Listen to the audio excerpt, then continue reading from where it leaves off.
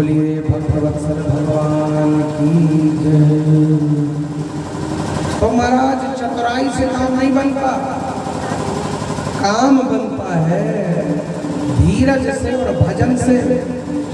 इसलिए कहा गया कि काहे मनवा धीरज खोता, काहे मनवा धीरज खोता, काहे तू नाथ रो,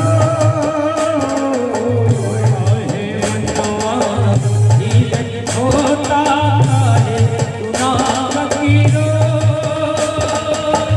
अपना सोचा कभी नहीं होता, बात करे सो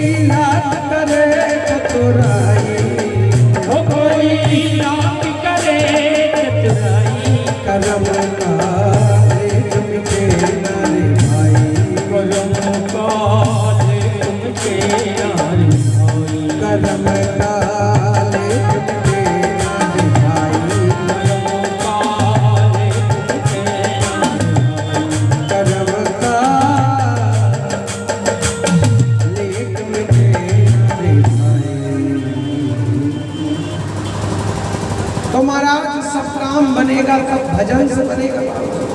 होशियारी से कोई काम नहीं बनता।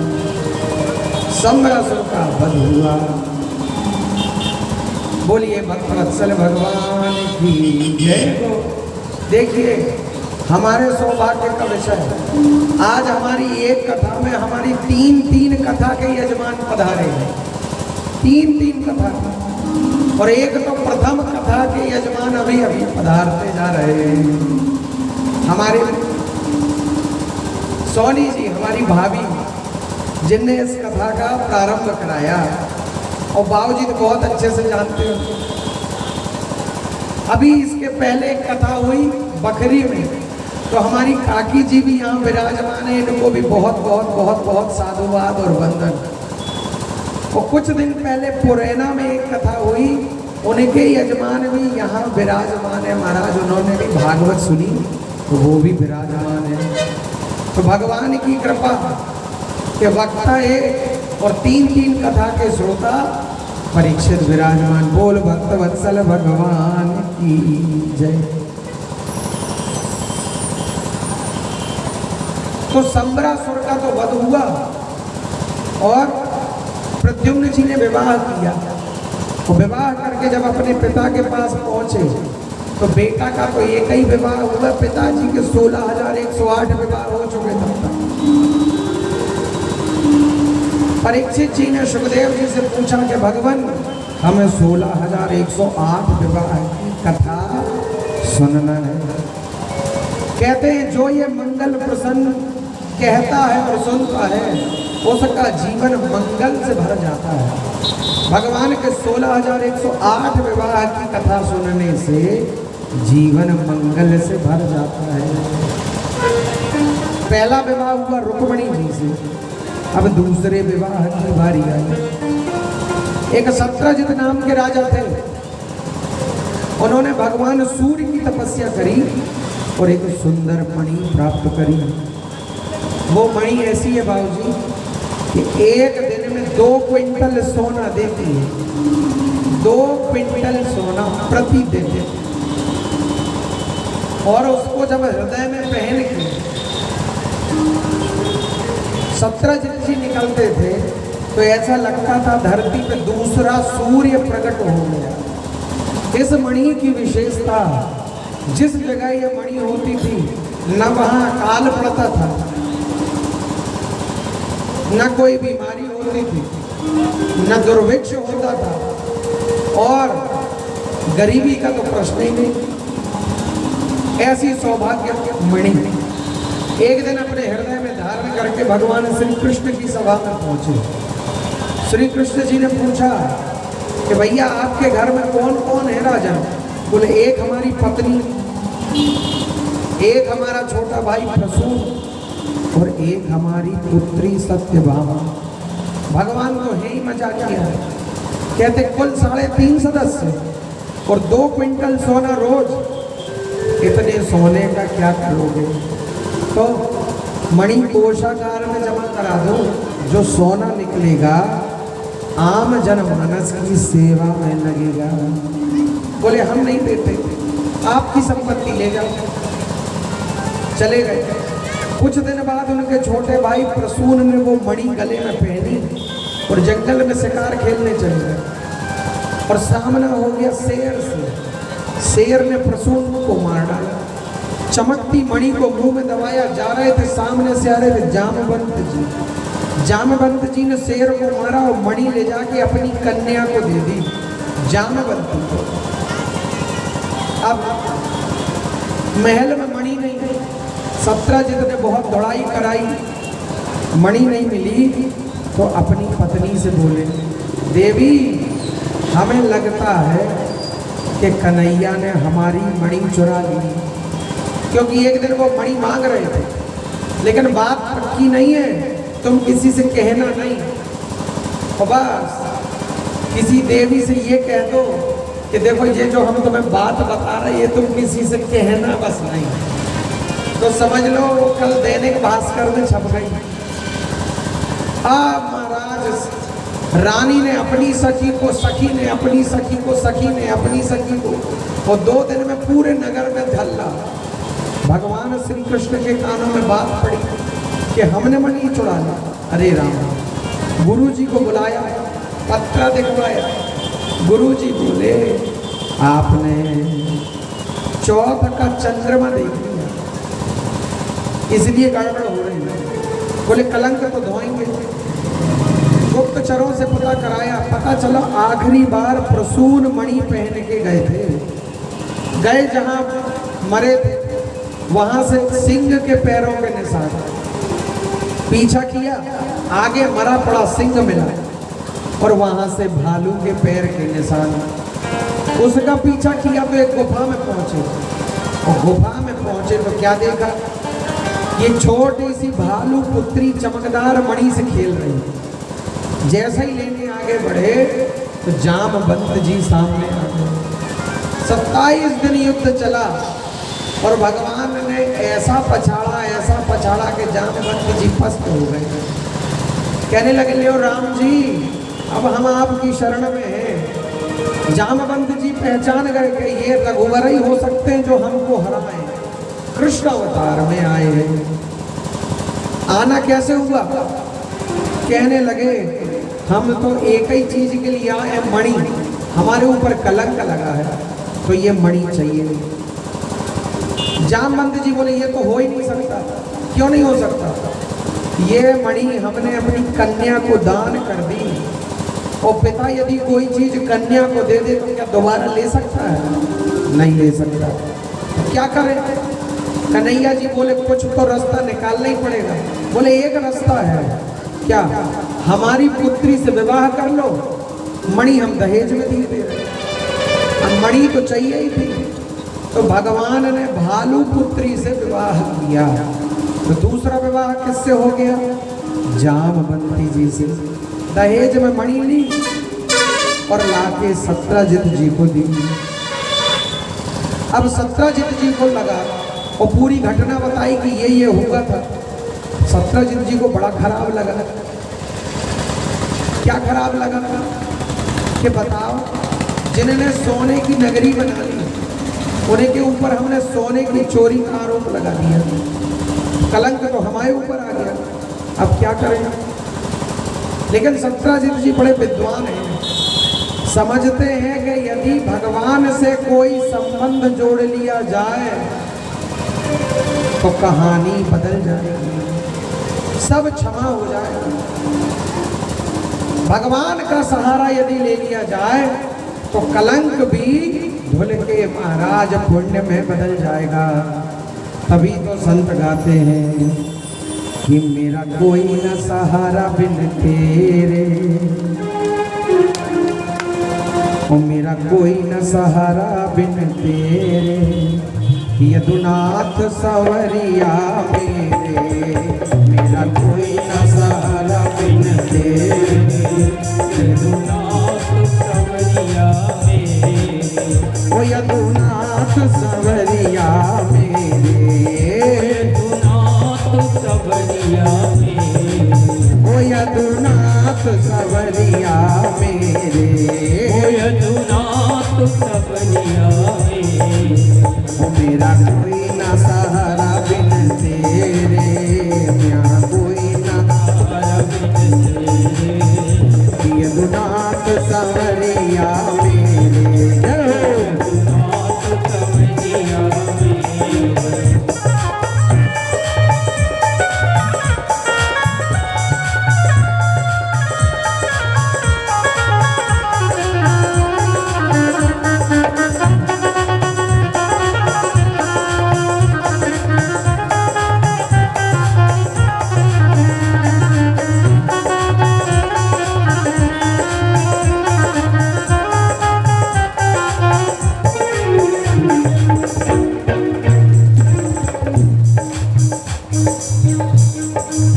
ओ मेरा सच्चा मार्ग छूट गया, मेरा सच्चा मार्ग छूट गया, ओ मुझे 5 लुटेरों ने लूट लिया, मुझे 5 लुटेरों ने लूट लिया, ओ मेरा सच्चा मार्ग छूट गया, ओ मेरा सच्चा मार्ग छूट गया, ओ मुझे 5 लुटेरों ने लूट लिया, मुझे 5 लुटेरों ने लूट लिया, मैंने जतन किए बहुत तेरे, मैंने जतन किए बहुत तेरे, यदुनाथ सवरिया मेरे, यदुनाथ सवरिया मेरे, मेरा कोई ना सहारा बिन तेरे,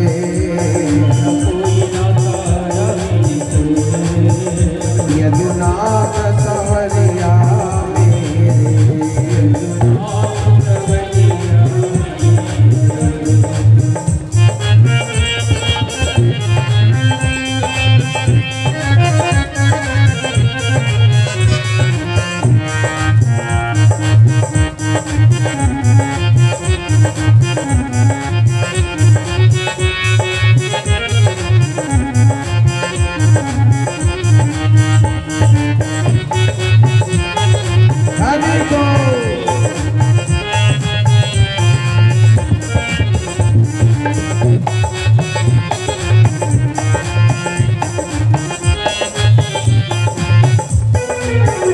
तेरे बिना मेरा है कौन यहाँ, तेरे बिना यहाँ है कौन मेरा, प्रभु तुम्हें छोड़ मैं जाऊँ कहाँ, प्रभु तुम्हें छोड़ मैं जाऊँ कहाँ, तेरे बिना मेरा है कौन यहाँ, तेरे बिना यहाँ है कौन मेरा, प्रभु तुम्हें छोड़ मैं जाऊँ कहाँ, प्रभु तुम्हें छोड़ मैं जाऊँ कहाँ, मैं तो आन पड़ा दर तेरे, मैं तो आन पड़ा दर तेरे, यदुनाथ सवरिया मेरे, यदुनाथ सवरिया मेरे, मेरा कोई ना सहारा बिन तेरे, मेरा कोई ना सहारा बिन तेरे,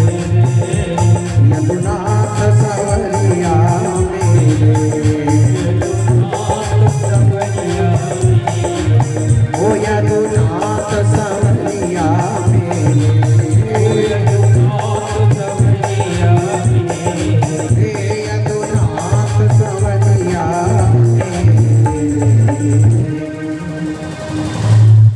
महाराज शंकराचार्य जी समझ गए कि आपको भगवान ही का सहारा लेना पड़ेगा, तो भगवान के पास गए और प्रार्थना करी क्या महाराज हमारी एक पुत्री है, कौन? सत्यभामा, इससे विवाह कर लीजिए तो हमारा कलंक साफ हो जाए।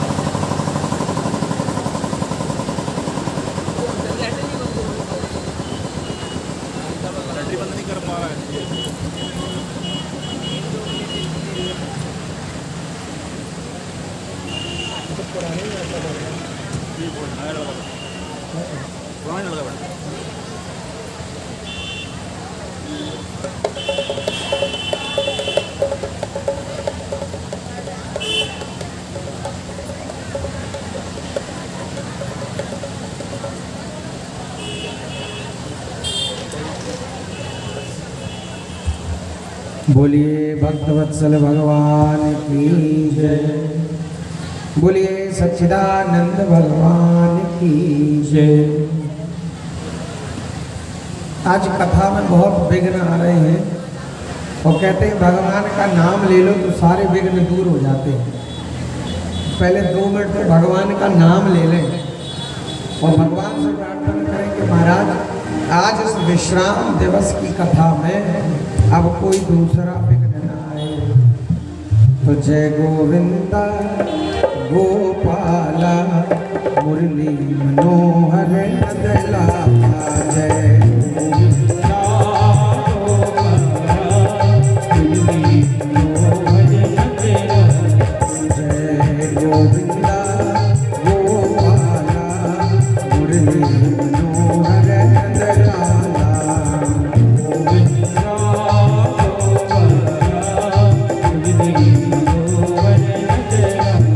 जय जय मुरली मनोहर नंदलाला, जय जय मुरली मनोहर नंदलाला, जय जय मुरली मनोहर नंदलाला, जय जय मुरली मनोहर नंदलाला, जय गोविंदा गोपाला मुरली मनोहर नंदलाला, जय हो गोविंदा गोपाला। हरे दीन दयाल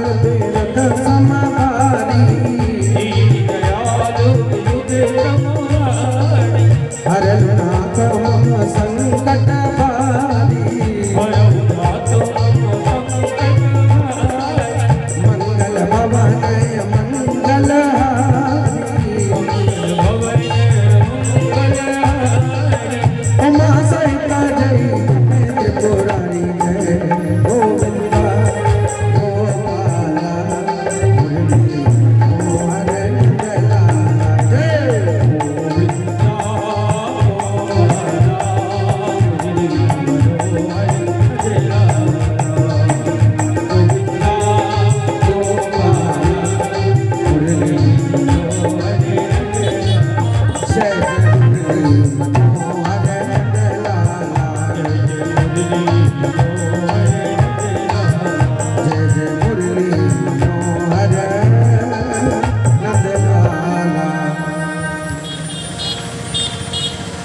महाराज 17 जितने प्रार्थना करें भगवान से कि भगवान हमारा कलंक मिट जाए, इसलिए हमारी पुत्री से विवाह कर लीजिए। भगवान मन में बहुत हंसे, इस मणि ने तो हमें ऐसा फंसाया। एक मणि क्या मांग ली, देवियों के नंबर पे नंबर आ रहे, नंबर पे नंबर आ रहे। पहले जानवंती जी से विवाह किया, अब राजा की बात मानना पड़ी, सत्यभामा जी से विवाह किया। तीसरा विवाह किससे हो गया? सत्यभामा जी से। अब सत्यभामा जी से विवाह हुआ, 3 विवाह हो गए।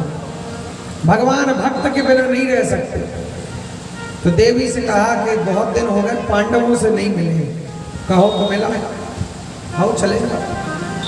भगवान गए और भक्त मिले तो भगवान घर परिवार पत्नी तक भूल जाते हैं। पांडवों के साथ इतने मगन के लौटते ही नहीं अपने दरबार। और पीठ पीछे क्या हुआ, जब 17 जितने विवाह किया था तो सत्यभामा जी को दहेज में मणि दी, और भगवान श्री कृष्ण से बोले ये मणि ले लो। श्री कृष्ण जी बोले कि अभी मणि दी नहीं, केवल मांगी है, तब हमारे ऊपर कलंक लग गया और 2-2 शादियां और हो गई, और रात दिन घर में कबड्डी मची रहती।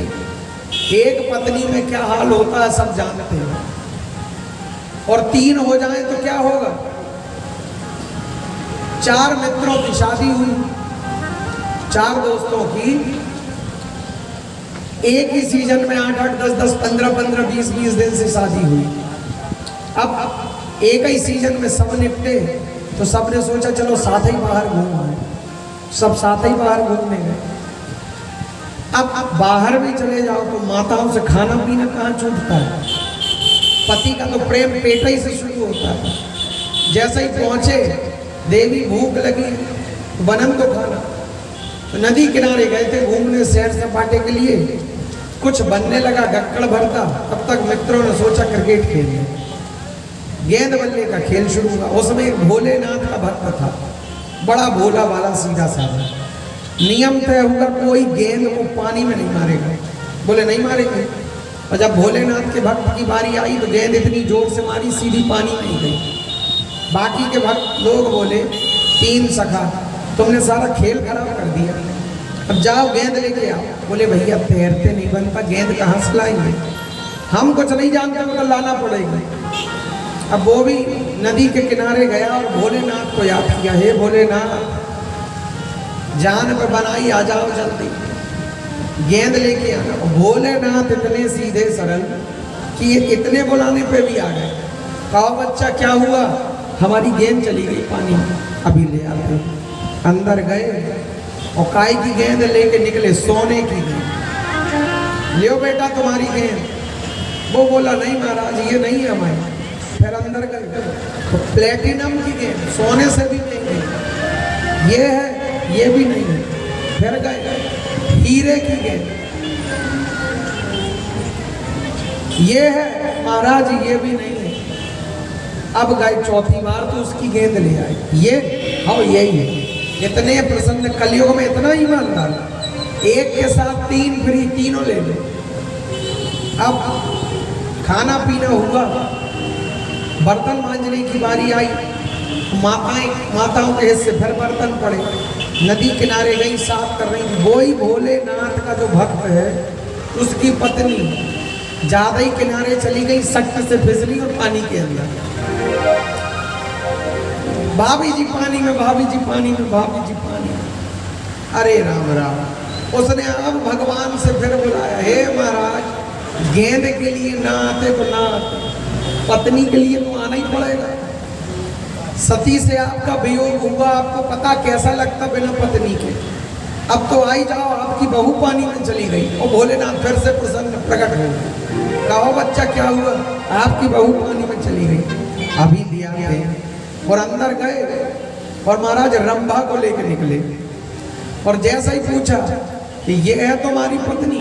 कहता हाँ महाराज यही है हमारी पत्नी। भगवान बोले अरे दुष्ट, तेरा हीरे से मन नहीं पिघला, सोने से मन नहीं डोला, प्लेटिनम से मन नहीं डोला, और रंभा को देखा और डोल गया।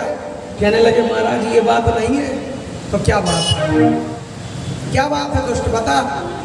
कहने लगे महाराज अभी रंभा को लेके निकले, जैसे ही मना करते तो फिर दूसरी बार में उर्वशी को लेके निकले। यही पत्नी है? नहीं ये भी नहीं है। तीसरी बार तीसरी अप्सरा को लेके निकलते, ये पत्नी है? ये भी नहीं है। चौथी बार में हमारी पत्नी लाते, और जैसे ही हम कहते कि यही पत्नी, तो आप तो प्रसन्न हो जाते। बेटा बहुत खुश है, बहुत खुश है, ले एक के साथ 3 फ्री। एक से कैसे निभा रहे थे 3-3 का, और क्या करते महाराज, एक ही ठीक है। इसलिए पहली वाली को बोल दिया यही हमारी है।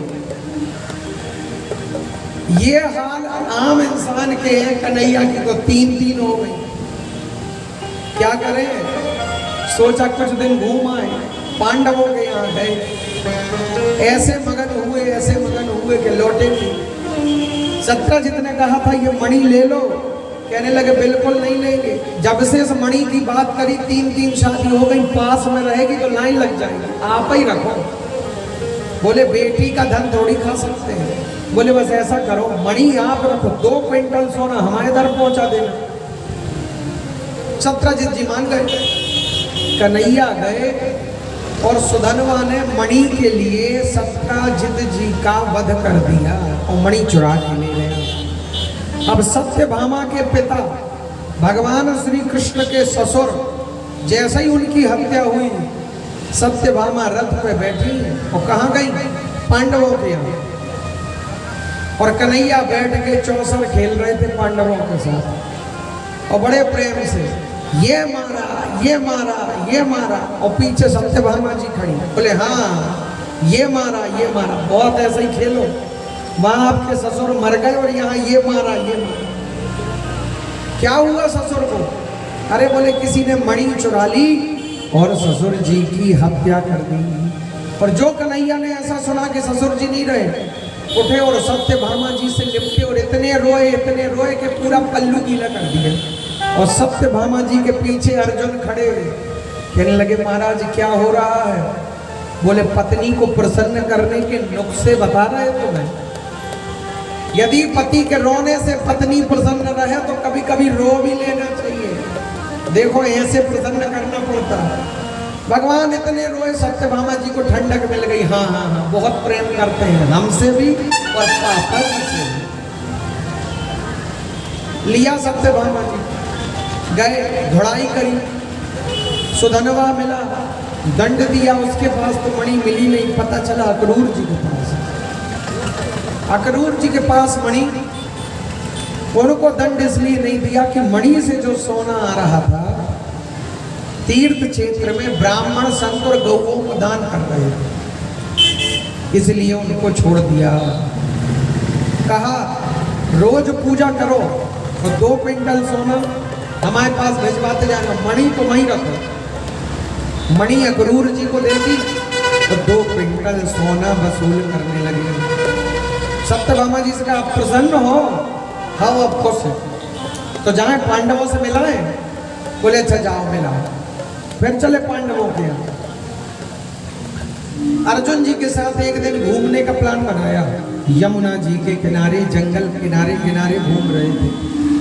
एक सांवली सलोनी युवती को बैठे देखा। अर्जुन से कहा अर्जुन देखो इस जंगल में ये कौन तपस्या कर रही? जाके पूछा तो कहने लगी साक्षात हम यमुना देवी हैं। तो तपस्या काहे के लिए कर रही? कन्हैया को पति बनाने के लिए। अर्जुन बोले तो तपस्या सफल हो गई, पति तो तुम्हारे रथ में बैठे, तुम भी चलो रथ में बैठ जाओ। हाथ पकड़ के लाए और कन्हैया के हाथ में दे दिया। लो महाराज चौथा विवाह किससे हो गया? कालिंदी जी से। अब आई 5वें विवाह की बारी। बिंद अरविंद नाम के 2 राजकुमार, इनकी बहन मृत्युवृंदा, इनने भी कहा शादी कर लो। बोले 4 हो गई तो 5वीं भी सही, तुम्हारा भी उद्धार कर देते। 5वां मित्रवृंदा से, छठा नग्नजिता से, सातवां भद्रा से और आठवां हो गया लक्ष्मण जी से। ऐसे हो गए 8 विवाह। ये 8 तो हो गई पटरानी। अब 16,100 भगवान के समय एक राक्षस हुआ भौमासुर। इसने सोचा कन्हैया ने 8 विवाह किए, हम 20,000 विवाह करेंगे। कितने? 20,000। जिस राज्य में जाता राजकुमारियों को चुराता और लाके अपने कारागार में रख लेता। 16,100 हो गई।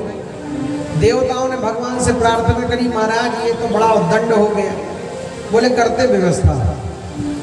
सत्यभामा जी को रथ पे बैठाया, गए, भौमासुर का उद्धार किया और 16,100 कन्याओं को मुक्त किया।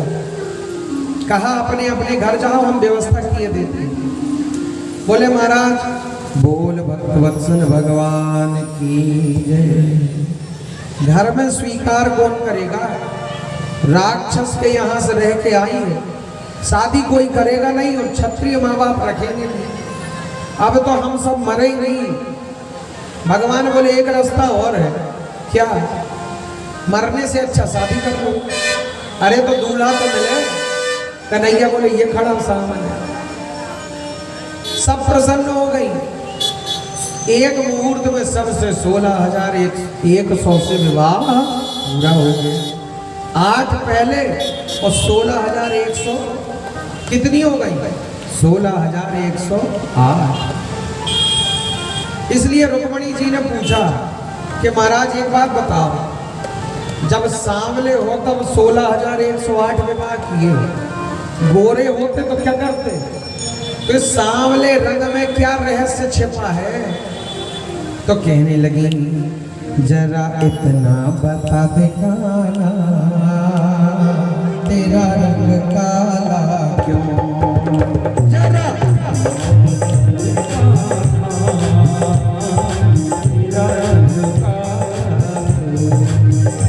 अरे काला होकर भी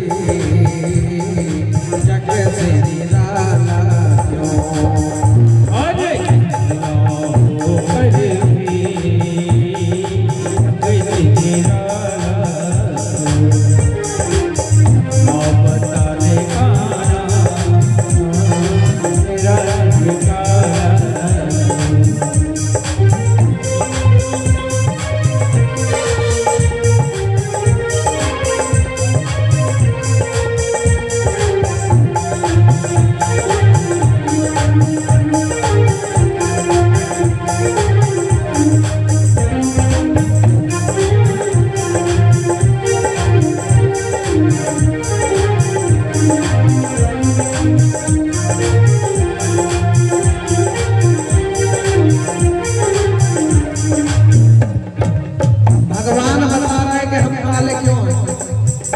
मैंने काली रात में जन्म लिया, मैंने काली रात में जन्म लिया, और काली गाय का दूध पिया, और काली गाय का दूध पिया।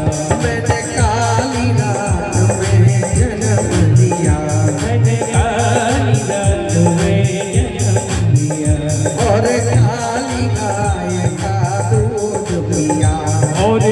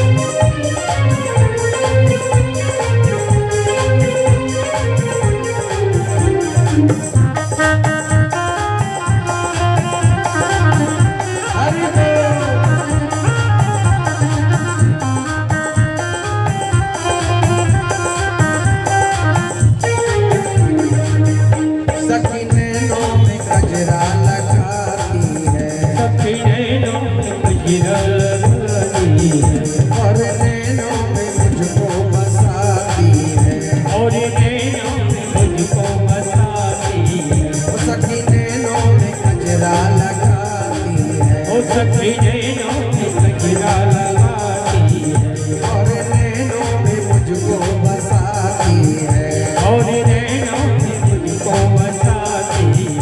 अरे कजरे का रंग काला इसीलिए काला है,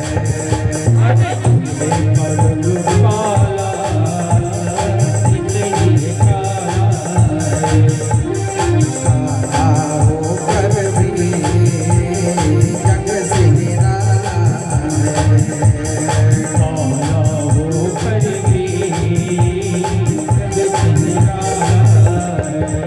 जरा मत दिखाना तेरा रंग काला,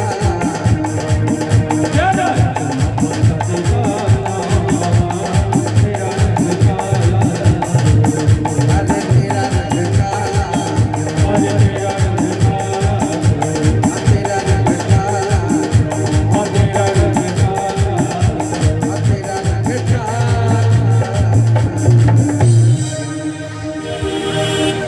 महाराज तेरा रंग काला क्यों? 16,108 विवाह,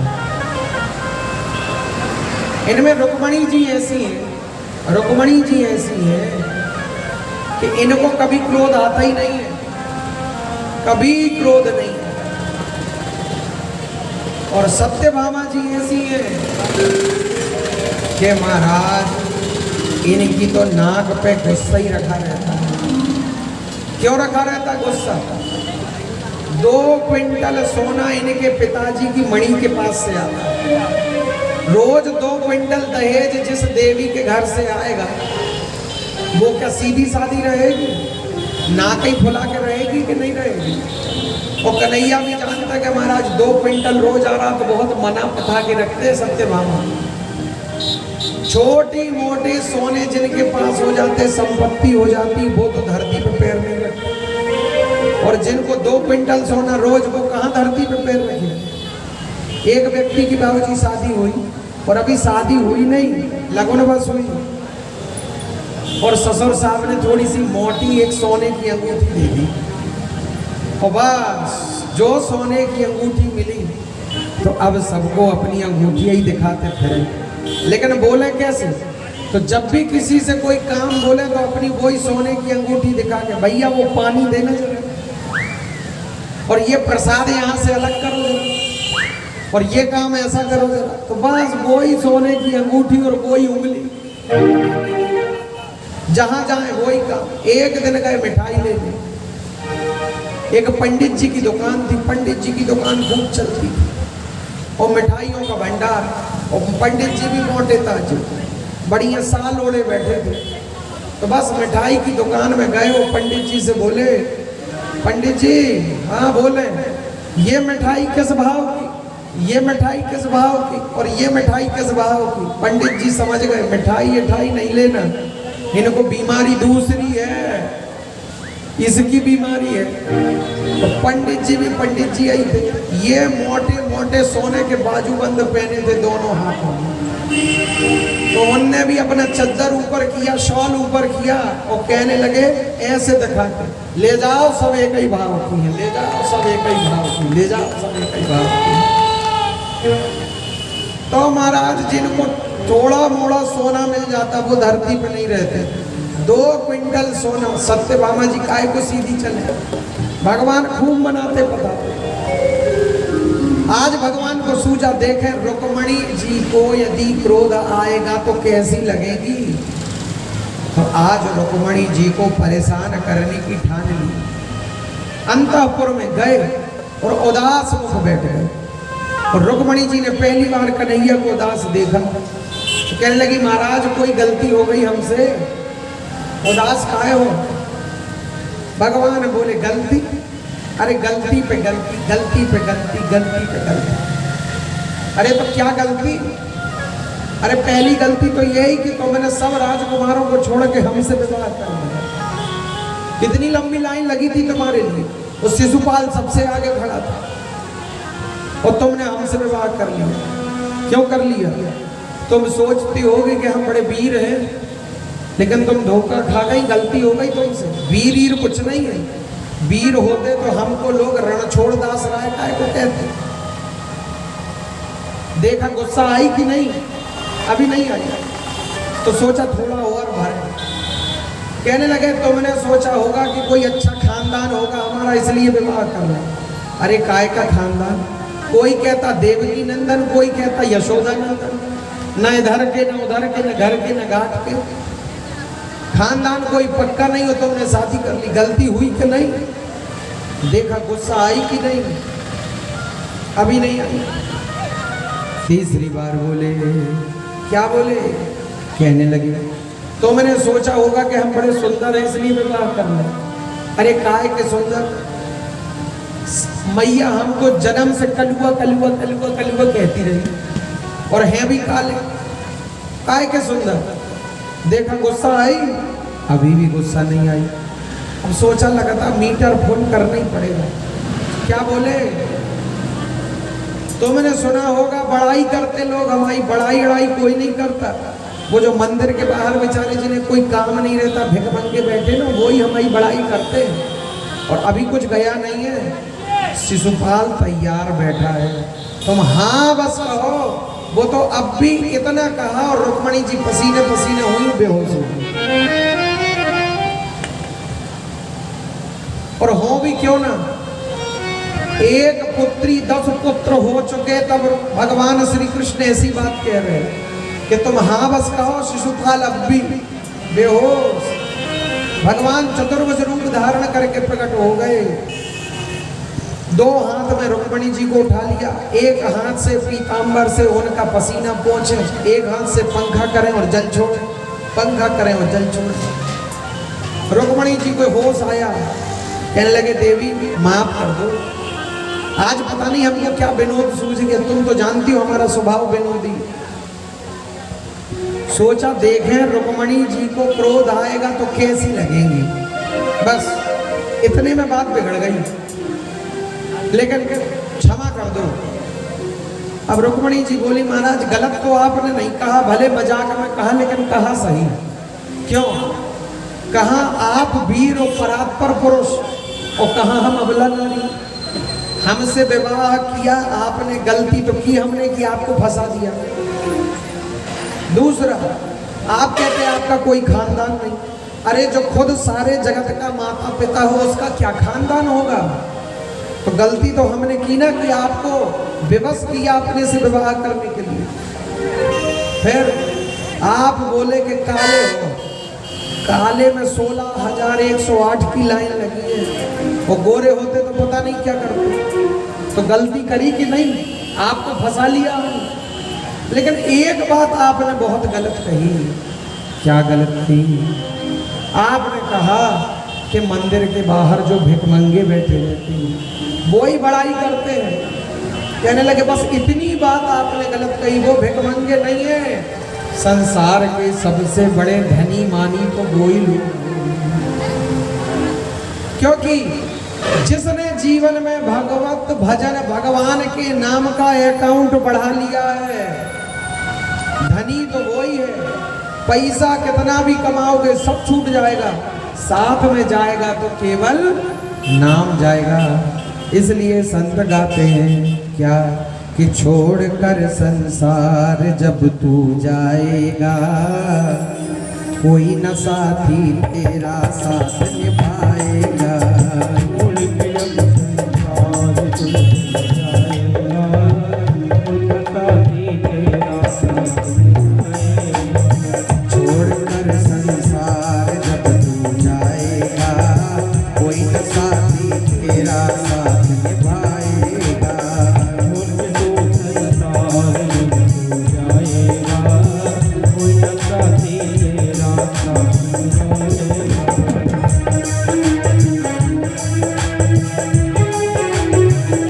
अरे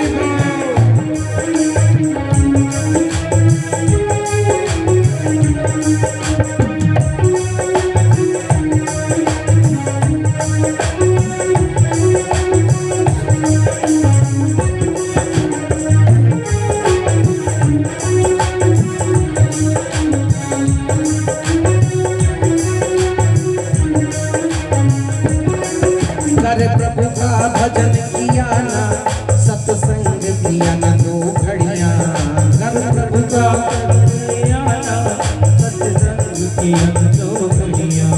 यमदूत लगा के तुझको ले जाएंगे हथकड़ियां। यमदूत लगा के तुझको ले जाएंगे हथकड़ियां। कौन छुड़वाएगा, कोई न साथी तेरा साथ निभाएगा। कौन छुड़वाएगा, कोई न साथी तेरा साथ निभाएगा।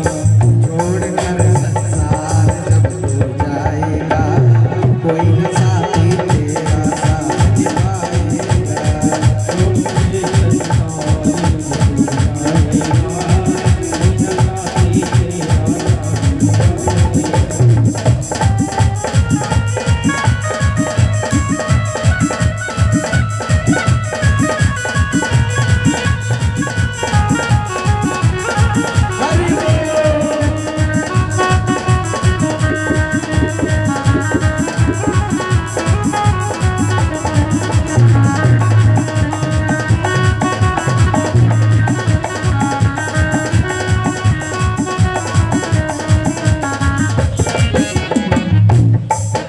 इस पेट भरने की खातिर तू पाप कमाता नित दिन।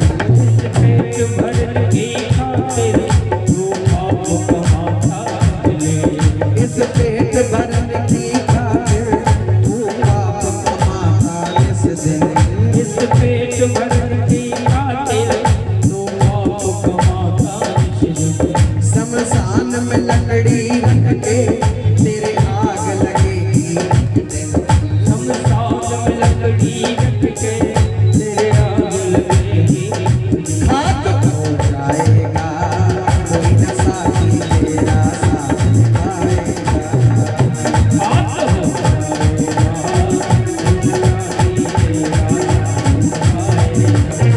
छोड़कर संसार जब तू जाएगा, कोई न साथी तेरा साथ निभाएगा।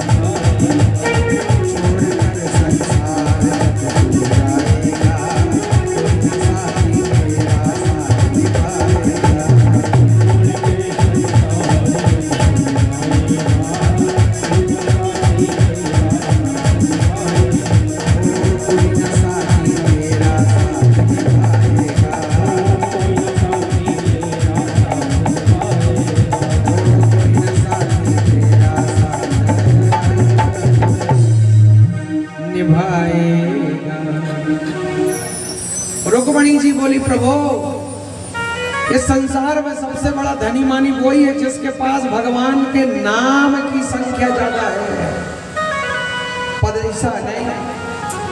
और साधारण से साधारण जीव भी नाम जपे तो दिव्य हो जाता है। कैसे?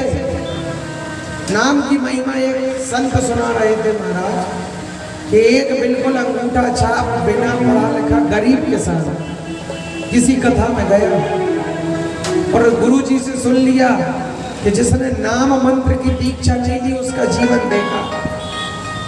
भगवान के नाम मंत्र की दीक्षा लो और ये नाम जाप करके अपने अकाउंट में रखते चलो, इसी नाम के बल से पार हो, सारा धन तो यहीं छूट जाएगा।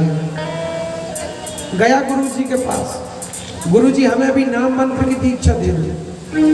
और गुरुजी काशी के पढ़े थे, संस्कृत के बड़े विद्वान, तो बेचारे अंगूठा छाप बिना पढ़े लिखे को नाम मंत्र की दीक्षा दे दी। और नाम भी क्या बताया? कमल दल लोचन। क्या कहा? कमल दल लोचन। अब वो बना पढ़ा लिखा उसको कहाँ याद रहे? तो महाराज अब वो रटता फिर कमल दल लोचन, कमल दल लोचन, कमल दल लोचन, कमल दल लोचन। घर आया तो पत्नी को बता दिया कि याद रखो हम कपड़े बदल के आ रहे हैं, आज बोनी करने जाना खेत है। तो पत्नी को बता दिया। अब बेचारी नाम बड़ा तो पत्नी भी याद करती फिर कमल दल लोचन, कमल दल लोचन, कमल दल लोचन, कमल दल। और तब का गैस पे चढ़ा कुकर और कुकर की चौथी सीटी, काय का कमल दल लोचन साहब। बेचारी गई जल्दी से गैस बंद किया। अब याद करे क्या नाम था, भूल गई। मोचन था कि सोचन था, क्या था, लोचन था।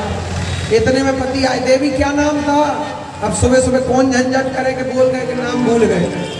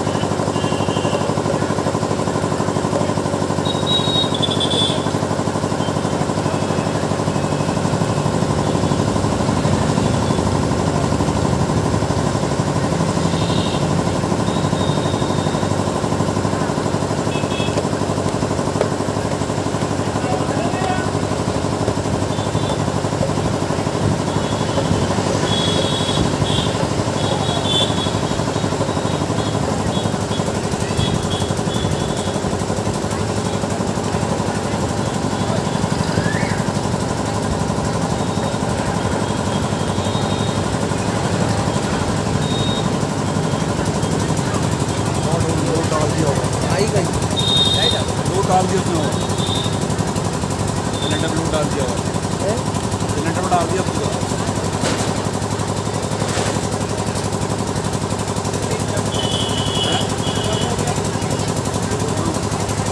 डाल दिया उसने।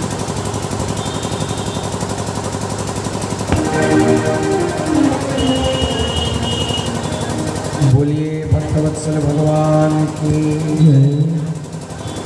देखिए हमारे बीच पधारे श्री पांडे जी और श्री सोनी जी सराफ जी, व्यासपीठ से आपका बहुत बहुत स्वागत, वंदन और अभिनंदन। तो महाराज नाम क्या बताया? कमल दल लोचन। अब वो पत्नी को बता के चला गया और आगे जैसा ही पूछा तब तक पत्नी भी भूल गई। अब सुबह सुबह झगड़ा कौन मोल ले, फट फट से बता दिया घपोचन।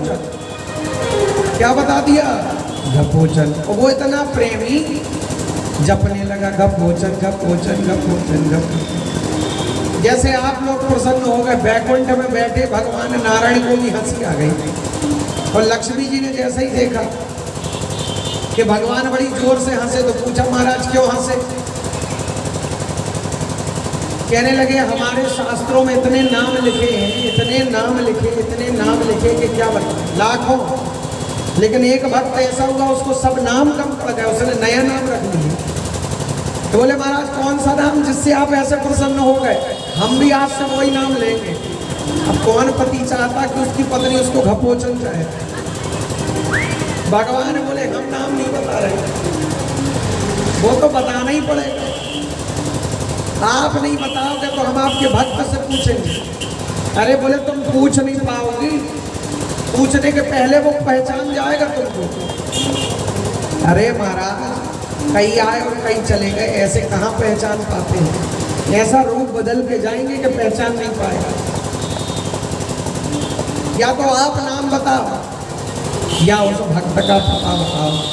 भगवान ने सोचा हम तो बताएंगे नहीं, और भक्त से पता चलना नहीं तो पता ही बता देते, जाओ उसी से पूछ लेना।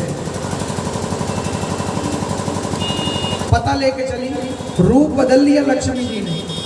और वो बेचारा बोनी कर रहा खेत में, इस तरफ से उस तरफ, उस तरफ से इस तरफ, और जब रहा घपोचन घपोचन घपोचन घपोचन। मेड़ पे खड़ी लक्ष्मी जी पूछे, भैया किसका नाम जप रहे? और उसको हो बेगन में डिस्टर्ब, घपोचन घपोचन घपोचन। अरे किसका नाम जप रहे इतने प्रेम से? किसान सीधा साधा खींच गया, कहने लगे तुम्हारे खसम का नाम जप रहे हैं और कुछ। लक्ष्मी जी वहां से अंदर ध्यान सीधे भगवान के पास, भगवान फिर मुस्कुराते मिले। आ गई, चला नाम पता? नहीं चला महाराज, वो तो पहले ही पहचान गया। बोले, हमने तो तुमसे पहले ही कहा था, ये जो नाम जपने वाले होते हैं बाबूजी, ये कितना ही अंगूठा छाप रहे हैं, लेकिन नाम की शक्ति के कारण इनमें दिव्य महिमा प्रकट हो जाती है।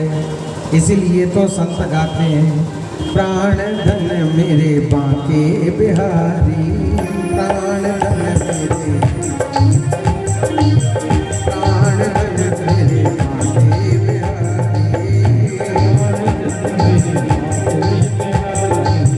बांके बिहारी मेरे कुंज बिहारी, बांके बिहारी मेरे कुंज बिहारी, बांके बिहारी मेरे कुंज बिहारी, बांके बिहारी मेरे कुंज बिहारी, प्राण धन मेरे बांके बिहारी, जासु नाम सुमिरत एक बारा, नाम सुमिरत एक बारा, उतरई नर सिंधु अपारा, उतरई नर सिंधु अपारा, मंगल भवन मंगलहारी, मंगल भवनी मंगलहारी, उमा सहित जपित पुरारी, उमा सहित जयपति मुरारी, प्राण धन मेरे बांके बिहारी, प्राण धन मेरे बिहारी, बांके बिहारी मेरे कुंज बिहारी, बांके बिहारी मेरे कुंज बिहारी, बांके बिहारी मेरे कुंज बिहारी, बांके बिहारी मेरे कुंज बिहारी, प्राण धन मेरे बांके बिहारी, प्राण धन मेरे बांके बिहारी।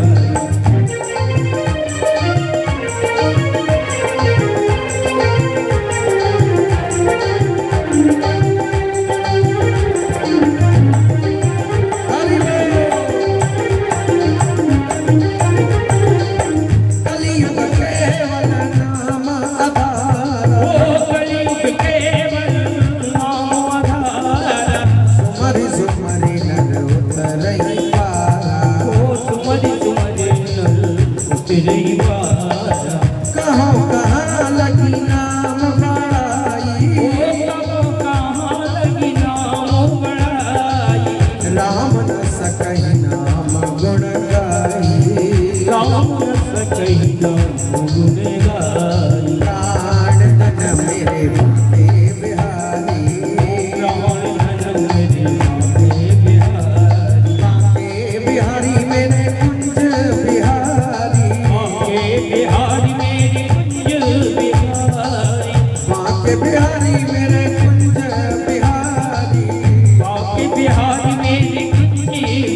बिहारी प्राण धन मेरे काके बिहारी प्राण धन मेरे जय बिहारी मेरे जय बिहारी।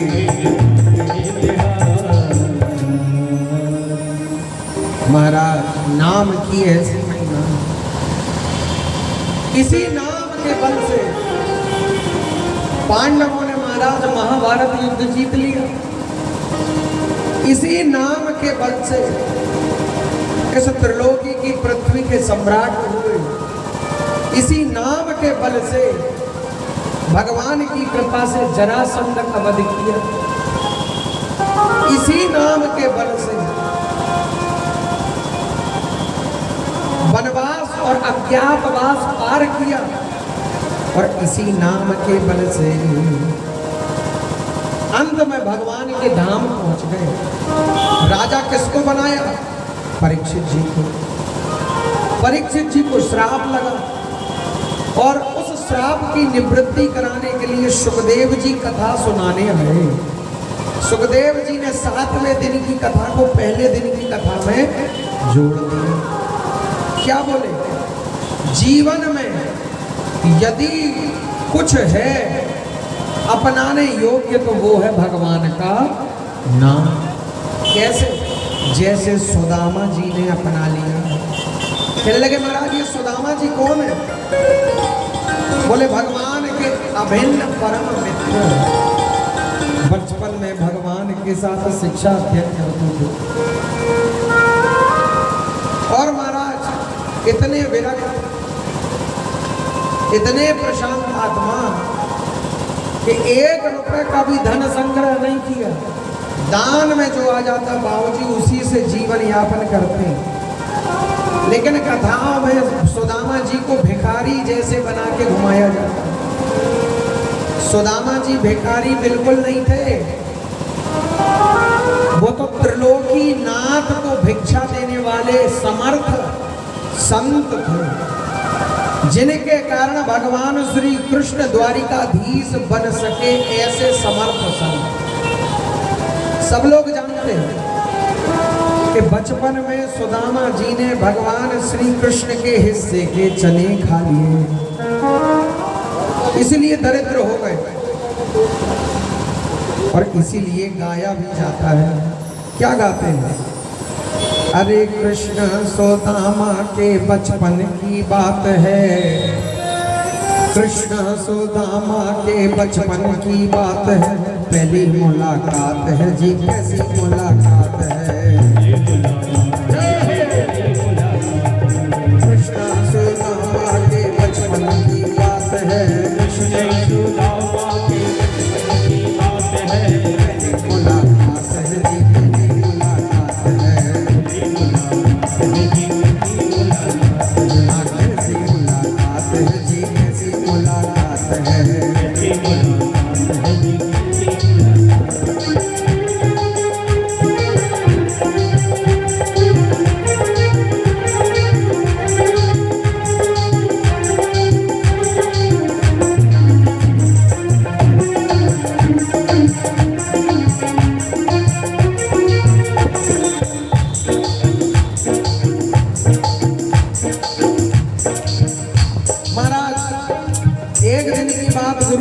लकड़ी काटना। तो सुदामा जी और भगवान श्री कृष्ण लकड़ी काटने वन को चले। मैया ने सोचा छोटे छोटे बालक हैं, भूख लगेगी तो चने दे दिए। किसको दिए? सुदामा जी। संत गाते हैं, एक दिन गुरु जी ने जंगल पठायो, लकड़ी लाने को काम बतायो, लकड़ी लाने को काम बतायो। एक दिन गुरु जी ने जंगल पठायो, एक दिन गुरु जी ने जंगल पठायो, लकड़ी लाने को काम बतायो, लकड़ी लाने को काम बतायो। जंगल में हो गई और बरसात है, जंगल में हो गई पहली मुलाकात है जी, पहली मुलाकात है।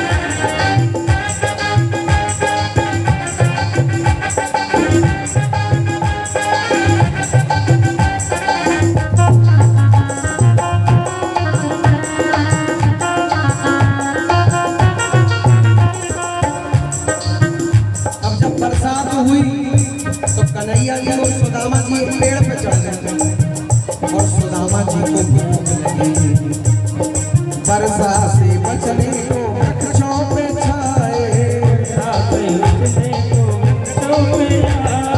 सखा सुदामा को भूख सताए,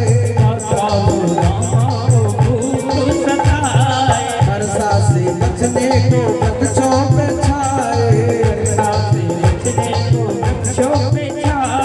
सखा सुदामा को भूख सताए,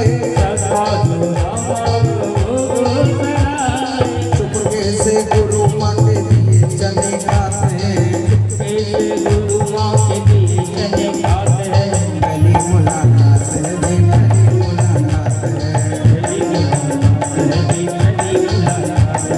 कृष्ण सुदामा के बचपन की बात है, पहली मुलाकात है जी, पहली मुलाकात है।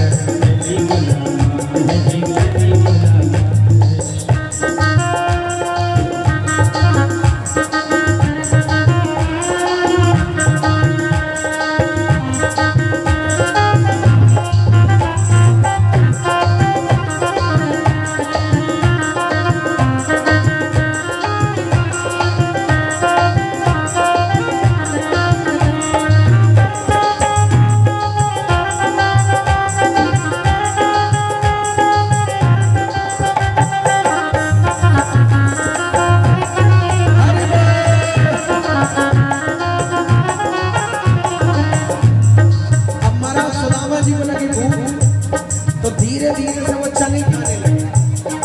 कट कट की आवाज हो, कृष्ण जी ने पूछा क्या खा रहे? सुदामा जी बोले अरे खा नहीं रहे, ठंड लग रही ठंड। संत गाते लाला ने देखो सुदामा चुगाते हैं, लाला ने देखो सुदामा चुगाते हैं,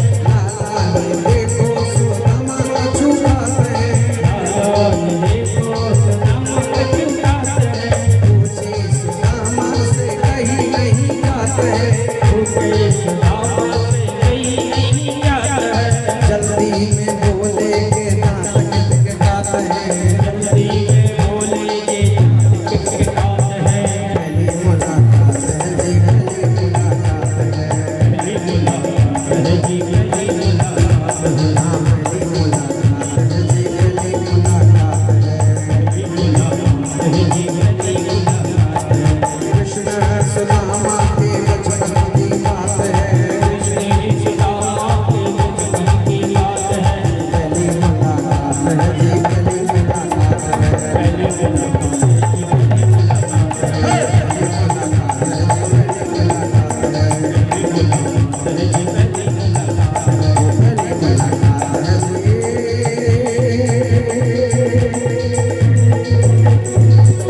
पहली मुलाकात है।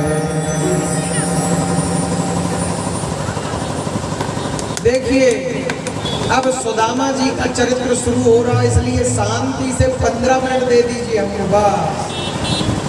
तो सुदामा चरित्र सुना के फिर परीक्षित जी का मोक्ष, इसलिए सब अपने अपने स्थान पे अब शांति से बैठ जाएंगे। बोल राधे राधे, बोल राधे राधे।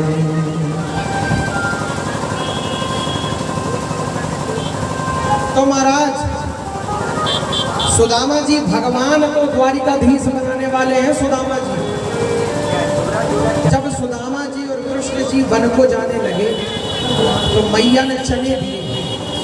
उस समय गुरुकुल में केवल उतने ही चने थे बाबूजी, और उसी समय दुर्वासा ऋषि आए और मैया से मांगने लगे, मैया भिक्षाम दे, भिक्षाम दे, भिक्षाम दे। मैया ने सोचा त्रिलोकीनाथ भूखे रह गए तो सारा संसार भूखा रह जाएगा, इसलिए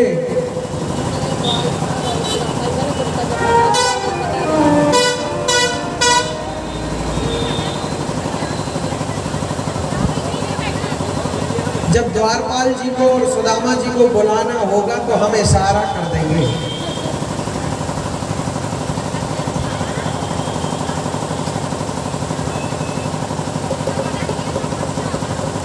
अब महाराज बात निकल आई तो नहीं देते क्या क्या करना है आप लोगों को? YouTube खोलना है और YouTube खोल के डॉक्टर अभिषेक मिश्रा सर्च करना है। अभिषेक मिश्रा सर्च करेंगे, भागवत कथा तो कथा आएगी। हमारे चैनल को आप लोगों को सब्सक्राइब करना है। यदि कथा आप लोगों को पसंद आ रही हो, क्या सर्च करेंगे? डॉक्टर अभिषेक मिश्रा। और डॉक्टर भी महाराज फर्जी नहीं है, सचमुच के डॉक्टर है। ये देखिए लिखा है डॉक्टर अभिषेक मिश्रा। अच्छा, कमाल ये हो गया कि माताएं हमसे ही पूछती हैं कि महाराज जी क्या बात है, कथा के बाद आप यहाँ जाते हैं तो क्या रात्रि विश्राम के लिए यहीं रुके? हमने कहा रात्रि विश्राम के लिए यहाँ नहीं रुके, हम यहीं रहते हैं। और महाराज होम्योपैथी की दवाई यहीं से करते हैं और खासकर माताओं के लिए सबसे फायदेमंद दवाई। माताओं की जितनी बीमारियां हैं, स्किन से रिलेटेड, बालों से रिलेटेड, मेंसेस से रिलेटेड जितनी बीमारियां हैं, हड्डी बढ़ जाए बिना ऑपरेशन की दवाई, मस्से हो जाए बिना ऑपरेशन की दवाई, पथरी हो जाए बिना ऑपरेशन की दवाई, और माताओं की जितनी समस्याएं हैं, सब प्रकार की समस्याओं का सरलतम निदान किसमें? होम्योपैथी में। अच्छा, हम रोज इसलिए नहीं बोलते थे कि हम लोग सब पता है कि हम तो यहीं रहते होंगे। जब कल एक अम्मा ने हम ही से पूछ लिया कि आप यहाँ से उतर के वहाँ क्यों जाते हो, तो हमने कहा अम्मा हमारा घर है इसलिए हम वहाँ जाते हैं। इसलिए हमने सोचा आज आपको बता ही रहे कि क्लिनिक भी यही है, और सौभाग्य देखिए कि भगवान ने कथा का अवसर भी हमको यहीं दे दिया। और कृपा किसकी? हमारे बाबूजी की। तो उन्होंने अपना घर तो पवित्र किया सो किया, हमारा घर भी पवित्र कर दिया और हमको भी पवित्र कर दिया। अनायास महाराज कथा के व्यास भी हम हो गए और श्रोता भी हम ही हो गए। ये होती है बुजुर्गों की कृपा। बुजुर्गों की छत्र छाया रहे तो सब काम संभव हो जाते। बोल राधे राधे। तो महाराज सुदामा जी वो हैं जिन्होंने त्रिलोकीनाथ द्वारिकाधीश को त्रिलोकीनाथ बनाया। दुर्वासा जी ने श्राप दे दिया कि जो चने हमको नहीं दिए गए वो चने जो खाएगा निर्धन हो जाएगा। सुदामा जी ने ये बात सुन ली और सोचा कि यदि द्वारिकाधीश निर्धन हो गए तो महाराज संसार का एक एक जीव भूखों मरेगा। इससे अच्छा भले हम गरीबी में अपना जिंदगी गुजार लेंगे, लेकिन द्वारिकाधीश कभी निर्धन नहीं होना चाहिए। तो कन्हैया को बिना बताए उस दिव्य संत सुदामा ने भगवान के हिस्से का दुर्भाग्य अपने हिस्से ले लिया। सारे चने खा लिए और जब चने खाए तो इतने गरीब हो गए, इतने गरीब हो गए, इतने गरीब हो गए कि घर में एक साबुत बर्तन नहीं। द्वारिकाधीश को चिंता हुई, ये हमारे पास मांगने तो नहीं आएगा, हम ही को इसके पास जाना पड़ेगा। रूप बदला, मित्र बने और तब पहुंचे जब सुदामा जी घर में नहीं थे। भाभी मिली, भाभी ने बड़ा स्वागत किया, जल तो पिलाया, लेकिन महाराज भोजन कराने के लिए कुछ था ही नहीं। तो बोले भैया आते होंगे, कुछ लाते होंगे, देवर जी रुकिए तब बनाएंगे और खिलाएंगे। भगवान बोले कि हम बचपन के मित्र हैं, द्वारिकाधीश और हम आपके पति। आज तो भाभी काम निकल आया इसलिए जल्दी जाना है, लेकिन आप वचन दो आज का जो भोजन है उसकी पठौनी बना के द्वारिकाधीश के पास जरूर भेजेंगे। उनके पास पहुंच गई तो समझ लेना हमारे पास भी पहुंच गई। आहा, मैया से वचन ले लिया, कन्हैया आ गए और जैसे ही सुदामा जी आए तो मैया पीछे पड़ गई। अब द्वारिकाधीश के पास जाओ, क्यों? हमारे देवर आए थे, वचन लेके गए हैं कि पठौनी द्वारिकाधीश के पास पहुंचा देना। सुदामा जी बोले वाह, हमको मूर्ख समझा है। तुम वहां भेज रही हमको कि जाके द्वारिकाधीश से कुछ मांग लाए, लेकिन हम कुछ मांगने वाले नहीं है। क्यों? अरे शिक्षक हूँ सगरे जग को गुरु, ताही को तू अब देत है शिक्षा। जे जग के परलोक सुधारत, संपत्ति की तिनको नहीं इच्छा। मेरे ही हरि के पद पंकज, बार हजार ले दे परीक्षा। अरे औरन को धन चाहिए बावरी, ब्राह्मण को धन केवल भिक्षा। भगवान का नाम ही भिक्षा में जाने वाले नहीं है। सुशीला जी बोले हम बाद में जाने देते, यदि घर में कुछ होता। सदा यही दशा रहनी, इसलिए आज ही जाओ, आज ही दे के आओ। एक तो कर्जा चुकाओ, दो समाजुर तो भर पेट तो। मैं चाहती नहीं दूध बिठोती, शीत व्यतीत भयो से आते ही। मैं हटती पे तुम्हें न हटोती, जो सुनती नहीं तो हरिसो। तुम्हें काहे को द्वारी कपेली पठोती, या घर तेर गयो कब पिया। तू तो तबा और फूटी कठो। घर में कुछ रहना तो है ही नहीं, सो आज जो है सो दे आओ, देखिए आओ। और जब पत्नी पीछे पड़ी तो सुदामा जी बोले, देखिए बड़े सौभाग्य का विषय है कि हमारे बीच माननीय गौतम जी, श्री सैनी जी और हमारे माननीय सज्जन पधारे हैं। व्यासपीठ से आपका बहुत बहुत स्वागत, वंदन और अभिनंदन।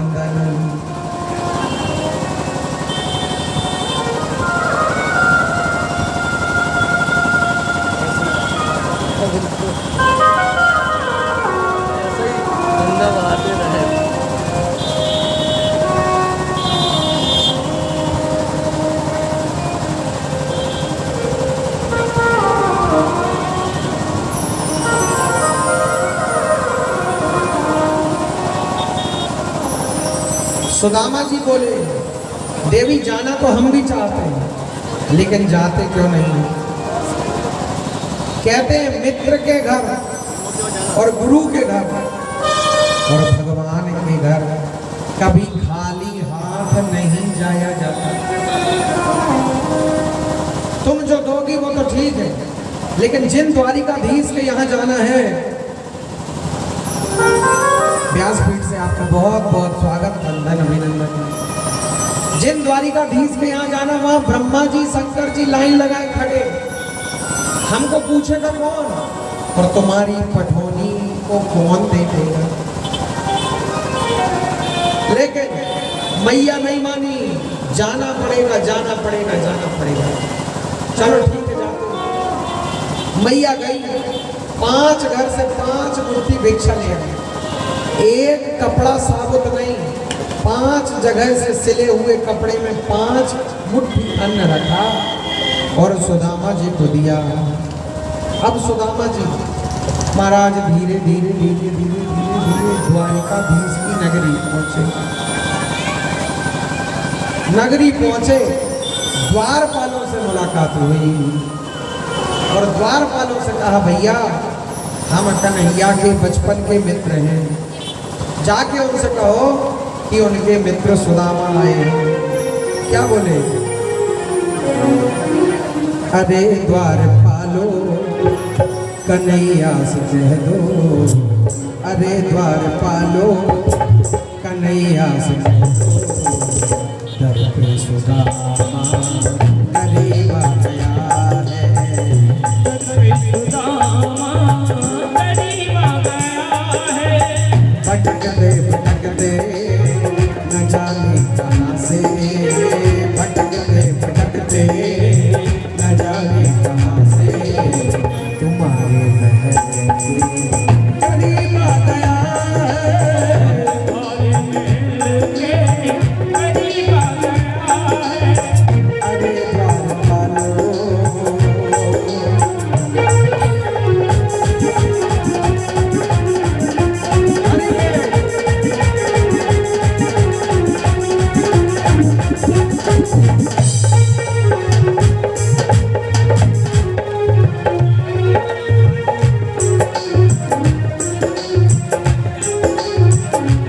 हो न सर पे पगड़ी न तन पे अमान, बता दो कन्हैया को नाम है सुदामा है।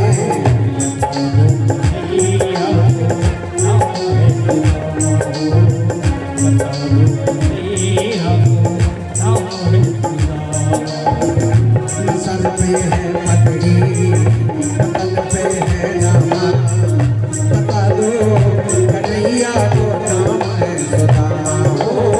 न सर पे पगड़ी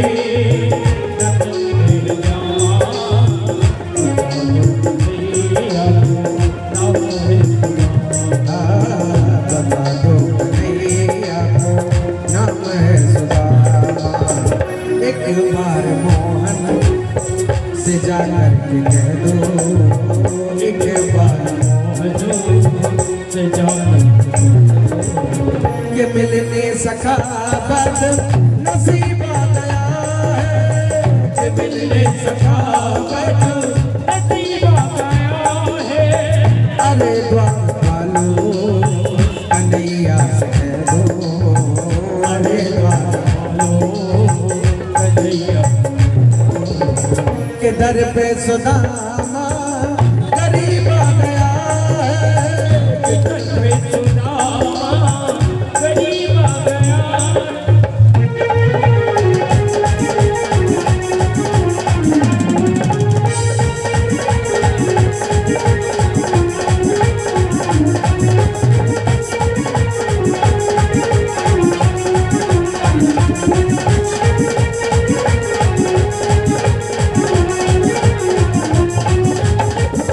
सुनते ही दौड़े चले आए मोहन, लगाया गले से सुदामा को मोहन।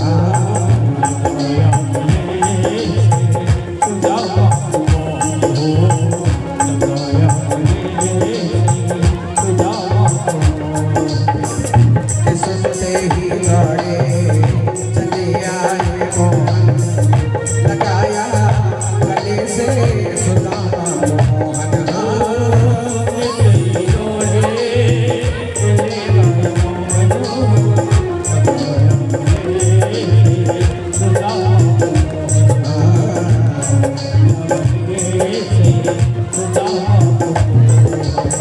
हुआ रुक्मणी को बहुत ही अचंभा, हुआ रुक्मणी को बहुत ही अचंभा, कि मेहमान कैसा अजीब आ गया है, मेहमान कैसा अजीब आ गया है।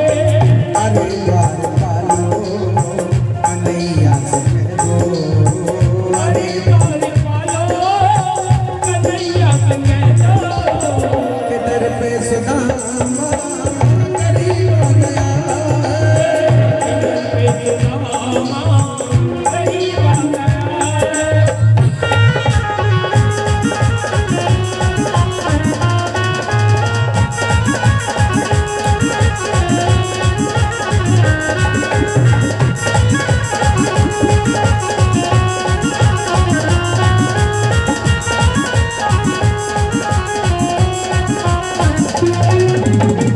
बराबर पे अपने सुदामा आए,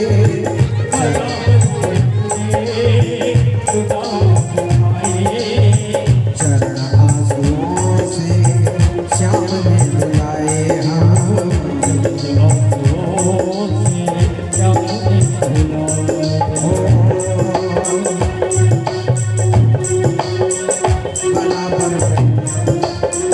बराबर पे अपने सुदामा आए, चरण आंसुओं से श्याम ने धुलाए।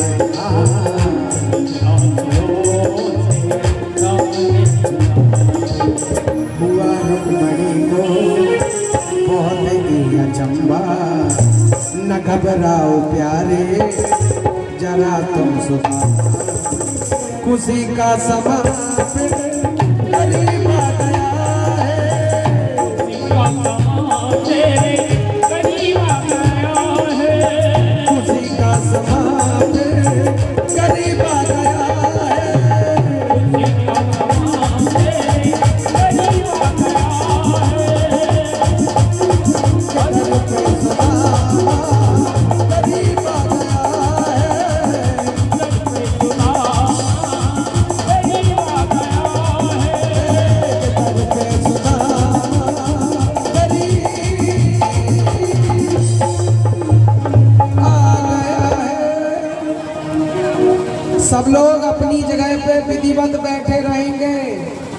लोगों को मौका मिलेगा बाद में चावल चढ़ाने का, अभी कथा विराम हुई नहीं, अपनी अपनी जगह पर बैठ जाइए।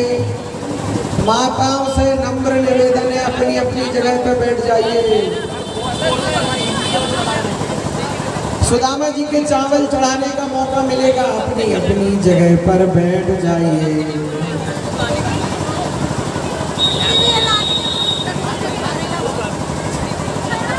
तो महाराज द्वारपालों से कहा, सुदामा जी ने जाओ बताओ, और जैसे ही जाके बताया है, द्वारिकाधीश ने जो सुदामा नाम सुना, आओ देखा न था, दौड़े दौड़े दौड़े दौड़े दौड़े दौड़े महाराज मुख्य द्वार पर गए।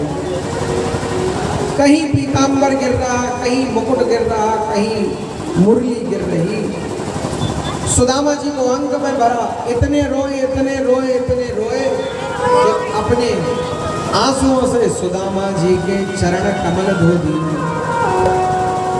सुदामा जी को अंक में भरा और अंतःपुर ले आए। जिस सिंहासन पर बैठते थे स्वयं सुदामा जी को बिठाया, आंसुओं से चरण को धुलाई दिए थे, सोने का पात्र बुलवाया, अपने हाथों से सुदामा जी के चरण धोए। और महाराज चरण धोते समय जब सुदामा जी के चरण धोए, देखे उनमें कांटे लगे पड़े हैं। सुदामा जी की दुर्दशा ऐसी है, तो क्या बोले कि कैसे बेहाल बेमाइन ते पदकंटक जाल गड़े पुनि जोए। हाय महादुख पाए सखा तुम, आए ते न किते दिल कोई। देख सुदामा की दीन दशा, करुणा करके करुणा निधि रोए। पानी परात को हाथ छू नहीं, नैनन के जल से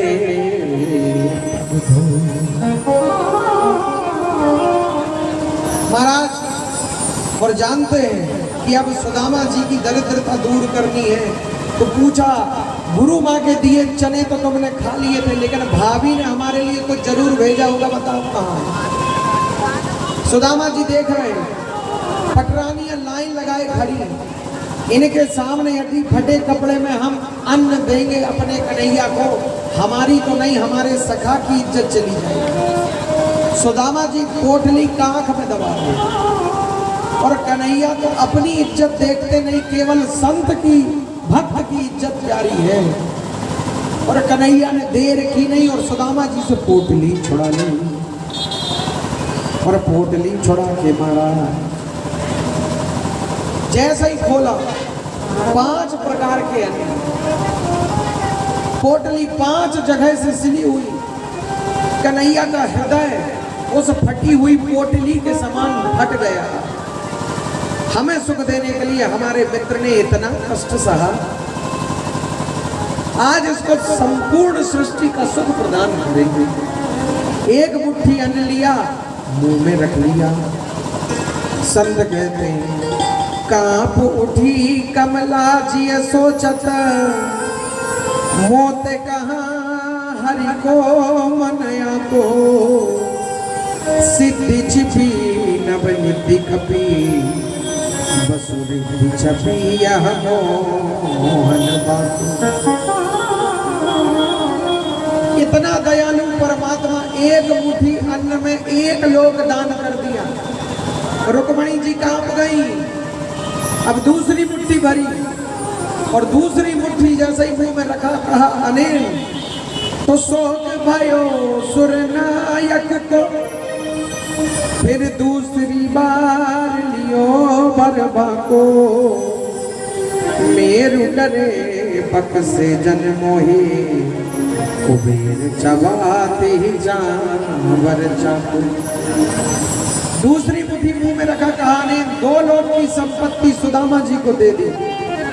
और जैसे ही तीसरी मुट्ठी खाने लगे, रुक्मणी जी ने हाथ पकड़ लिया। 2 भाव कि यदि सब दे दोगे तो जीवों का पालन कैसे करोगे? दूसरा भाव, यदि सारी प्रेम की प्रसादी खुद पालोगे तो हम दासियों को क्या मिलेगा? कुछ हमारे लिए भी छोड़ो। लेकिन महाराज भगवान श्री कृष्ण बोले कि इतने प्रेम के भोग पाते हुए तुमने विष में रस में विषपान क्यों किया? क्यों मेरा हाथ पकड़ा?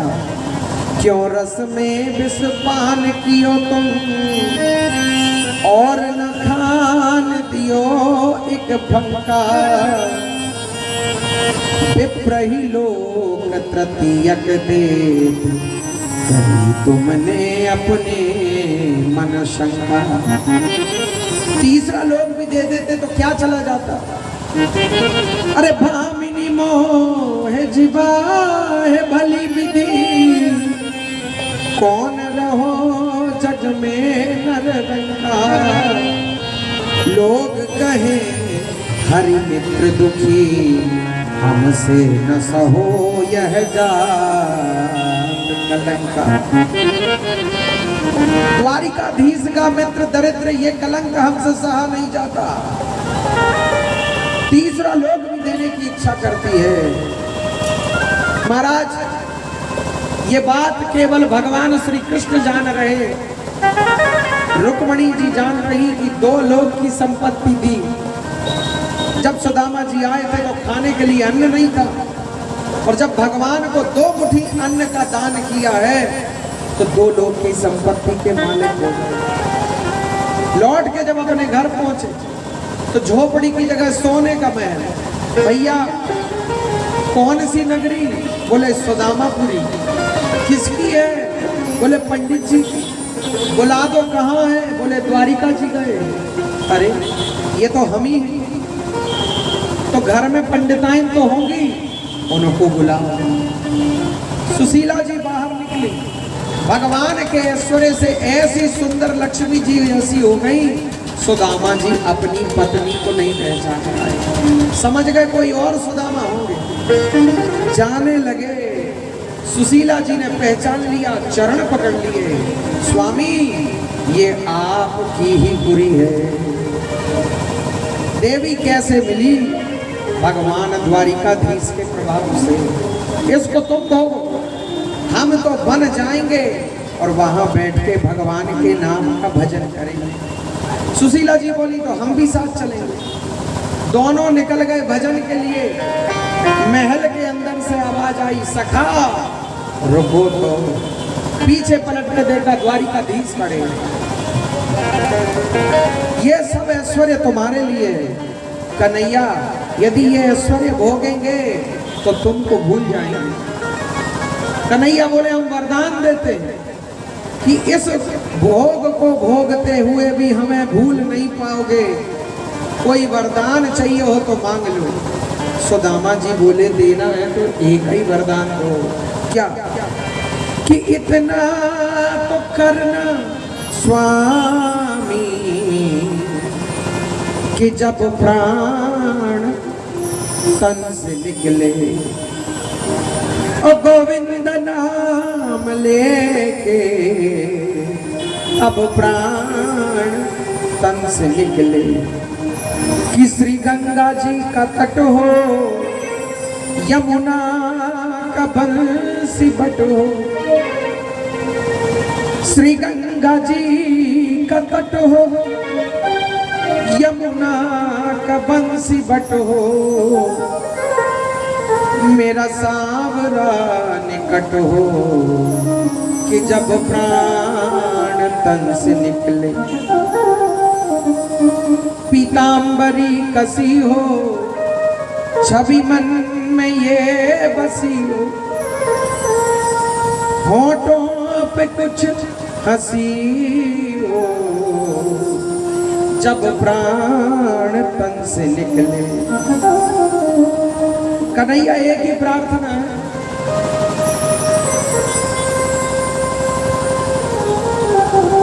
जब ये शरीर छूटने लगे तो क्या करना? उस वक्त जल्दी आना, नहीं श्याम भूल जाना, उस वक्त जल्दी आना, नहीं श्याम भूल जाना। एक काम और करना, राधे को साथ लाना, जब प्राण तन से निकले। हम तो केवल अर्जी लगा सकते हैं, मर्जी तो तुम्हारी है। एक भक्त की है अर्जी, आगे तुम्हारी मर्जी। एक भक्त की है अर्जी, खुद गर्ज की है गर्ज, आगे तुम्हारी मर्जी। जब प्राण तन से निकले, जब प्राण तन से निकले। सुदामा जी बोले, हे सखा, तुम क्या, हम वरदान देते हैं। तुम्हारे जैसे भक्त जो प्रेम से हमारा नाम लेंगे, अंत समय हम स्वयं उनको लेने आएंगे और अपने धाम लेके चलेंगे। और वो नाम क्या है? जय गोविंदा गोपाला मुरली मनोहर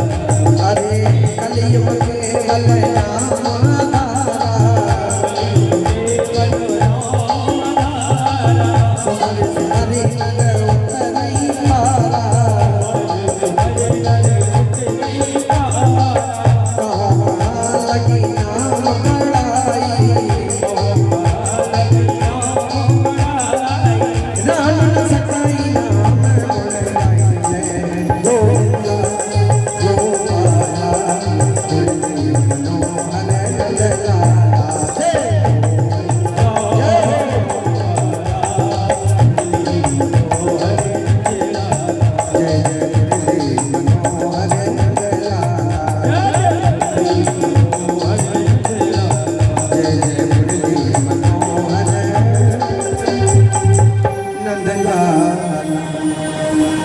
तो कथा का संदेश एक ही कि भगवान का नाम हृदय में रखना। यही बात भगवान अपने पुत्रों से कहते हैं कि हमारा नाम हृदय में रखना, संतों का अपराध मत करना कभी। पुत्रों ने सोचा परीक्षा ले लें, संतों के पास पहुंच गए। प्रद्युम्न जी को साड़ी पहना दी, पेट में पोटली बांधी, कहा महाराज बताओ नवी विवाहिता है, पुत्र होगा कि पुत्री। संतों ने सोचा भगवान श्री कृष्ण के पुत्र यदि संतों का अपराध करेंगे तो दुनिया क्या करेगी, फल तो मिलना नहीं चाहिए। कहने लगे न पुत्र होगा न पुत्री होगा, लोहे का मूसा, और इससे तुम्हारा संपूर्ण वंश नष्ट हो जाएगा। भगवान ने संतों का श्राप अंगीकार कर लिया। खोला गया, मूसल निकला, पिसवा के समुद्र में फेंकवाया, उससे घास तैयार हुई। एकर सा दोनों तरफ तलवार के समान नुकीली बनी। एक दिन ब्राह्मणों का श्राप फलीभूत हुआ। 99 लाख यदुवंशियों ने वारुणी मदिरा पी और आपस में इतने लड़े कि सारे अस्त्र शस्त्र समाप्त हो गए। अस्त्र कम पड़े तो एक सा घास से एक दूसरे का वध कर दिया। कन्हैया जी और बलराम जी समझाने गए तो उन्हीं को मारने दौड़े। बलराम जी शेषनाग रूप रख के क्षीर सागर प्रवेश कर गए और भगवान प्रभास क्षेत्र के वन में एक पैर पर दूसरा पैर रखकर विराजमान है। कथा आप लोग जानते हैं। एक बहेलिए ने छुप के एक तीर कन्हैया के पैर में मारा। क्यों? एक टुकड़ा मछली ने निकल लिया था लोहे का, उसको मछुआरे ने पकड़ा, काटा, टुकड़ा निकला, उसको अपने बाण पर रखा, क्योंकि लोहे के मूसल से ही यदुवंशियों का नाश होना है। इसलिए उसी तीर को भगवान ने अपने चरण में अंगीकार किया। अर्जुन से कहा, हमारी सब पत्नियों को वृंदावन राधा जी के पास छोड़ा। अर्जुन महाराज लेके चले। भगवान श्री कृष्ण खुद भील बन के आए और अपनी पत्नियों को लेके बैकुंठ छोड़ाए। अब भगवान के जाने का समय आया। एक तरफ देवता खड़े हैं, एक तरफ भक्त खड़े हैं। भक्त कहते हैं हम जाने नहीं देंगे, देवता कहते हम रुकने नहीं देंगे। भगवान ने भक्तों का पक्ष लिया, अपनी संपूर्ण शक्ति के साथ इस भागवत जी में विराजमान हो गए। बोल भक्तवत्सल भगवान की, बोल भागवत महारानी की। तो भगवान श्री कृष्ण भागवत जी में विराजमान हो गए और एक रूप नारायण से बैकुंठ चले गए। सुखदेव जी ने परीक्षित जी से पूछा कि परीक्षित, इतनी कथा सुनी, अब बताओ इस कथा सुनने के बाद क्या तुम्हारी मृत्यु होगी? परीक्षित जी बोले, महाराज जिसने ये कथा सुन ली बाबूजी, उसकी मृत्यु कभी नहीं होती, उसका तो सीधा मोक्ष होता है। लेकिन हमारा शरीर अवश्य छूटेगा, सर्प के डसने से नहीं। आप कथा विराम कर रहे हैं, इस कथा मृत के वियोग के फल से हमारा शरीर छूट जाएगा। और सुखदेव जी के जाने के पहले ही परीक्षित जी समाधि में लीन हो गए और अपने प्राण को भगवान श्री कृष्ण के चरणों में अर्पण कर दिया। समय से सर्प आया, सर्प ने उस शरीर को डसा। परीक्षित के पुत्रों ने सर्प यज्ञ किया। ऋषि ने परोपकार की प्रेरणा देकर सर्प यज्ञ बंद कराया। क्योंकि महाराज इस संसार में यदि कुछ सार है तो वो केवल केवल भगवान का नाम और कथा है। इसलिए परीक्षित के पुत्रों ने परीक्षित जी के उद्धार के लिए पुनः कथा सुनी। वो कथा का फल क्या है? कथा का फल तो एक ही है कि काम ही नारी प्यारी जिमि लोभ ही प्रिय जिमिता तिमि रघुनाथ निरंतर प्रिय लागो हीरा। कथा का फल है भगवान के चरण कमलों में और नाम में प्रेम।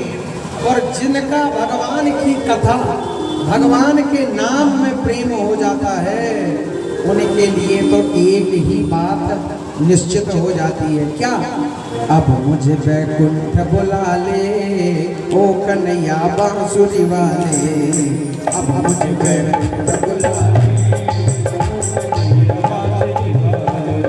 ओ कन्हैया बांसुरी वाले।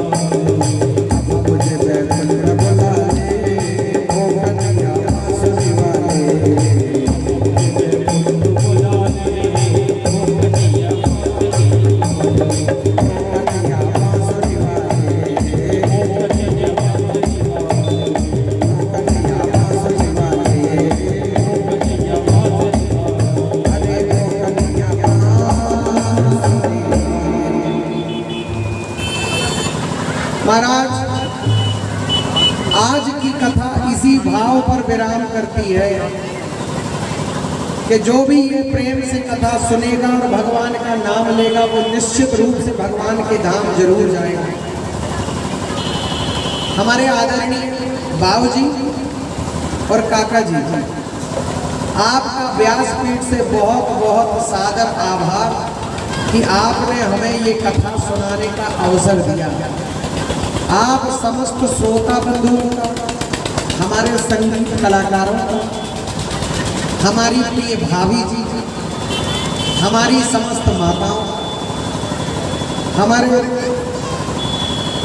म्यूजिक और संगीत और साउंड को ऑपरेट करने वाले हमारे भक्त बंधुओं का, प्रत्यक्ष अप्रत्यक्ष रूप से जिन्होंने भी कथा में योगदान दिया है, ऐसे समस्त भक्तों का, माताओं का, बंधुओं का हृदय से सादर आभार। आपसे केवल एक निवेदन, 7 दिनों में यदि कुछ ऐसा हमने कह दिया हो जो आपको बुरा लगा हो तो वो उसके लिए क्षमा करें और वो हमको वापस कर दें, और लेके जा सके तो केवल एक चीज लेके जाएं, वो क्या है? भगवान का नाम और भगवान का प्रेम। और अंत में ये विश्वास है हमारा कि यहाँ पर हनुमान जी महाराज विराजमान हैं और हैं।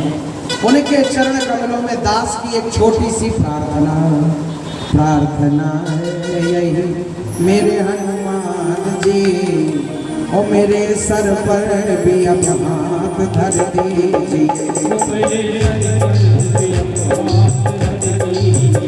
राम सीता का दर्शन करा के मुझे, मेरे सपनों को साकार कर दीजिए।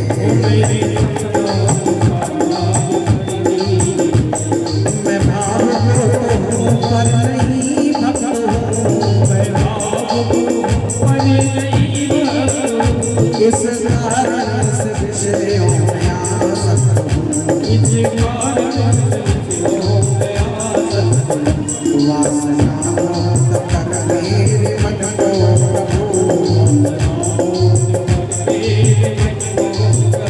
राम सीता की भक्ति से भर दीजिए। अंतिम विशेष प्रार्थना हनुमान जी के चरणों में कि मैं शरण भी रहूं तो सिया राम की, मैं कथा भी रहूं तो सिया राम की, मैं शरण भी रहूं तो सिया राम की, मैं कथा भी रहूं तो सिया राम की।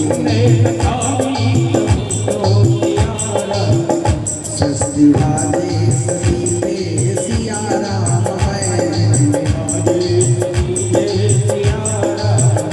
दास की दृष्टि में वो असर दीजिए। प्रार्थना है मेरे हनुमान जी, मेरे सर पर भी अब हाथ रख दीजिए। मेरे सर पर भी अब हाथ रख दीजिए।